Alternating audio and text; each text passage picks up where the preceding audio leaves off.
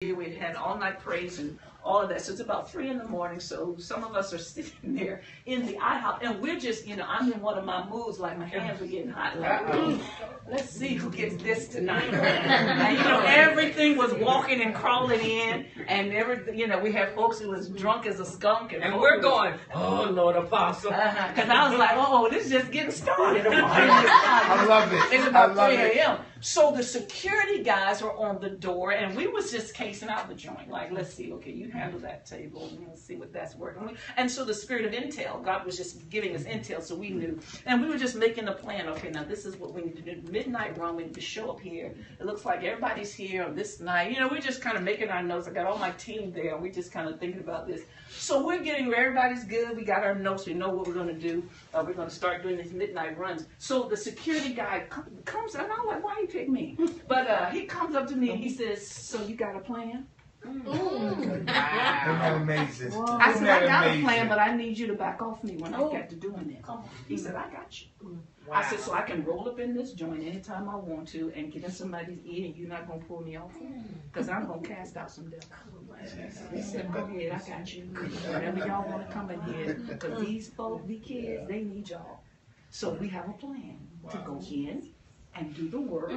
Just quietly. Right. Loud. Teach good. Yes, sir. Last time you been hugged. Right. I hug you for a minute. Right. Come on, I'm at the restaurant. Wisdom. I'm at the restaurant. I ain't saying hakabashana. Right. We just talked about this. That's it. We just talked about this. Apostolic prophetic evangelism. We just talked about this. Apostolic prophetic evangelism is what's up. It's what's up. And I'm telling you, it is stealth. It is stealth. It can move and won't nobody even know. You just roll up in there. Oh, get your tea, get your coffee, get your little bread. That's just like zero, right? It just is true. And you love people. Can I say that? Oh, I love you. You love people. You ain't got to do. You know Jesus in the pardon of your. I just talked about this. We're not doing that. Say not. That's over. That is old school. We are doing apostolic prophetic evangelism. And the world is waiting for us. There are girls right now crying. I thought them church people was for real. There are guys right now on the street saying, man, I just wish God was real. Like nobody really doing this. And they are in the street trying to get their money right because they know the night is going down. And they wish y'all would roll up and just say, okay, let's do this. Well, let's handle this. And so we have got my first love is evangelism. So I'm just like, oh, I just love it. I'd be like, okay, let's go. Why are we sitting in here? What is this about? Like this ain't what we're supposed to be doing all the time. Just sitting in the church all the time. So that becomes critical for us to understand that Jesus said that I am seated at the right hand of the Father until every enemy, say every enemy be made my footstool. Who's doing that?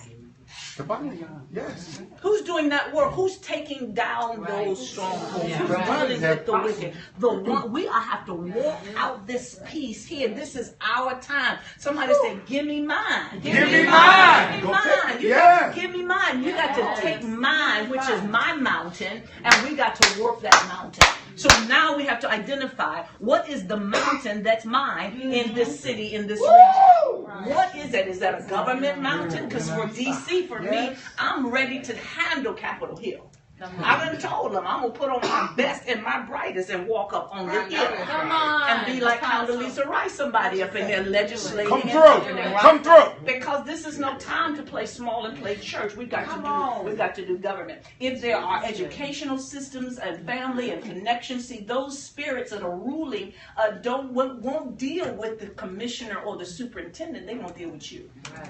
So you and I have to understand, what do we need changed in our systems? What do we need? What do our children need? How do we deal with this? And then we have to begin to train teachers. We need new training systems for teachers in our churches. They cannot just go to listen. Children are in the mountain of education for almost 12 hours a day. So we have them about 4 hours on a Sunday, maybe.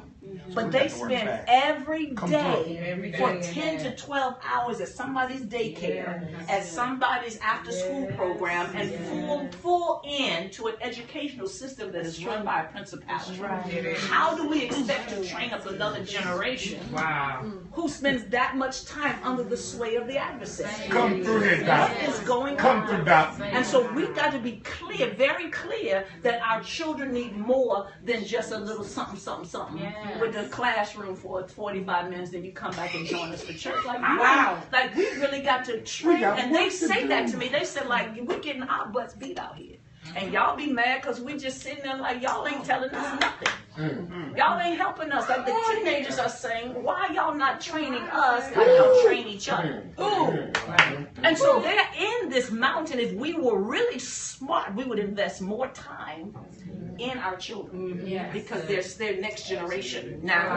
They're now to next. So now to next. And so I remember, I guess T.D. Jakes was doing an interview with Joel Osteen. He said, Joel Osteen said, we spend 90% of our budget at Lakewood? At Lakewood on children's ministry. Jake said, he just like this. 90%? He said, yeah, because we're investing. We're investing in the kingdom. And so Jake said, well, black church is going to have to get it together. No, we don't be thinking. Them little children be getting the second best, the second room down the hall while we be jamming it up. And the kids don't know anything. So they grow up to a point and they can sing in your little Christmas program and Oasis, but after that, they don't have no power. Right. They have no authority. They don't know that they can rule and take authority at 7. 7 is the change age. By the time a child gets to 7 or 8, their inculcation has already happened. They already know who they're going to be, what they can't do. They already know I can or I can't. So we have to do better with training children in apostolic prophetic ministry right now. They cannot wait till they in their 30s and then they have got beat up, toe up from the flow up, and we're trying to now cast the devil out. Let's do this early, you know. And so that becomes critical. Those are more the practical things of what really God has been